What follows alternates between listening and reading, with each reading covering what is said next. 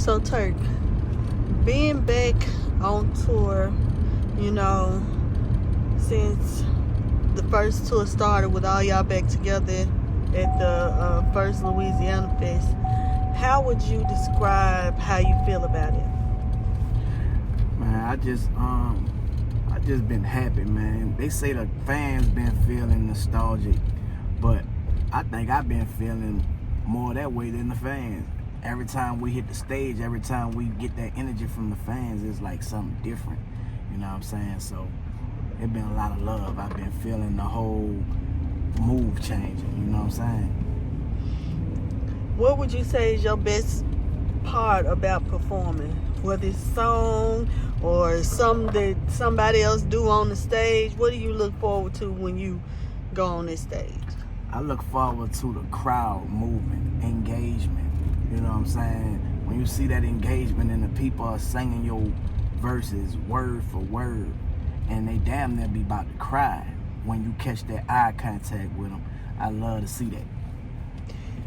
We know leading up to this, it was a little bumpy road, a little rough. Did you ever think it'll come, this moment? Yeah, that's why I always stayed pessimistic about everything.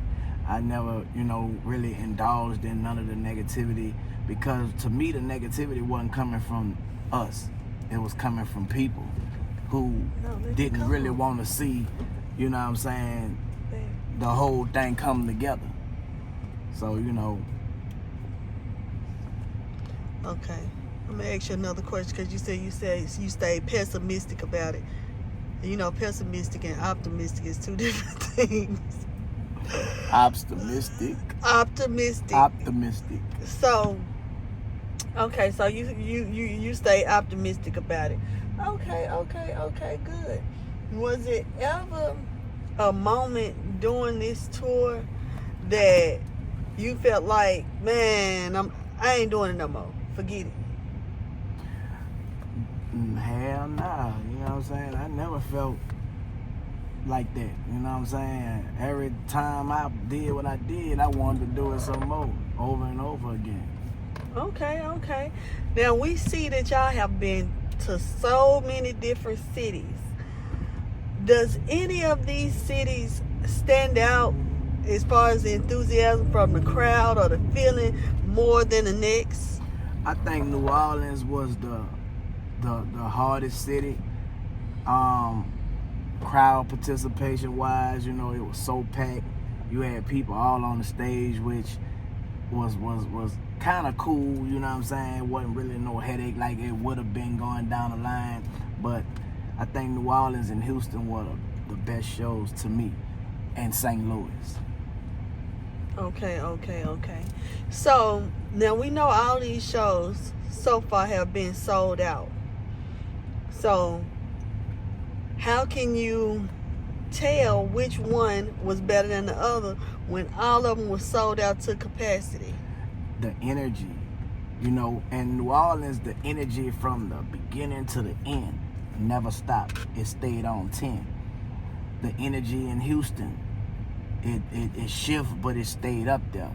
And then it came back in St. Louis, like from the time when I did the meet and greet, all the way from the time when I went to the mall to the time I went to the after party after the show. Like St. Louis was something different. So, now we're on the Cash Money 30th anniversary tour. And that's picking up, and y'all have linked up with Rockefeller and with Rough Riders. And I remember back in the day, y'all had the Cash Money Rough Riders tour. Does that bring back memories for you? Yeah, man, that was hard, some people are not here with us, but the people who are, we holding it down and representing. And to see us merge it all together with the South and the East Coast, being that it always a competition, and the South got this to say about the East Coast got this to say about the South. Bringing that together, man, hopefully that'll change people's mindset that we can work together, and, we all are the same. Did you ever think when you started at 14, 15 years old that now all of these years later, actually almost decades later, that y'all would have sold out arenas and fans following you for your autographs still, crowd going crazy, taking over the internet. Could you ever have imagined this to still be going on now, looking back to when you was young? Nah, I never imagined it, but watching like documentaries of like Michael Jackson, the Beatles, and all these groups and mega stars, we were mega stars in our time, you know what I'm saying? So when you see these things, and now that they have social media, you would be like, okay, man, we ain't no different than the other stars who came before us. So, you know what I'm saying? When I was young, I didn't see it, but I see it a whole lot right now. Right. So,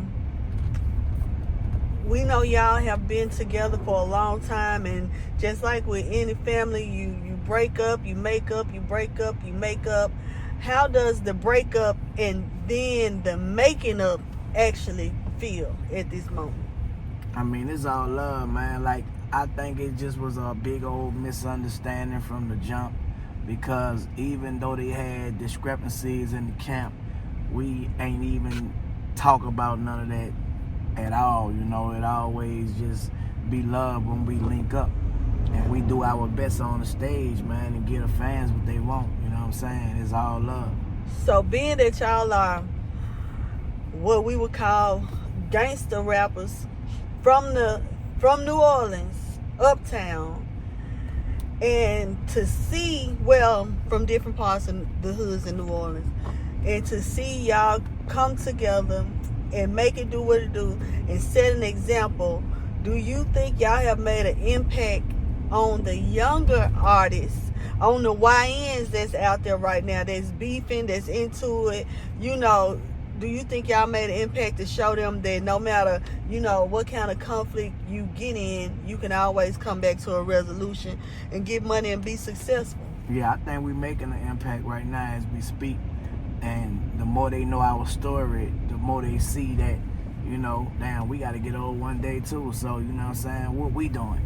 And I think a lot of the youngsters who have went through the similar situations like incarceration are waking up earlier than we woke up. Okay. All right. Well, anything else you want to say to the people? Y'all already know, man. Catch that Cash Money 30th anniversary tour and that Louisiana Fest tour. Y'all already know, man. We lit. You heard me.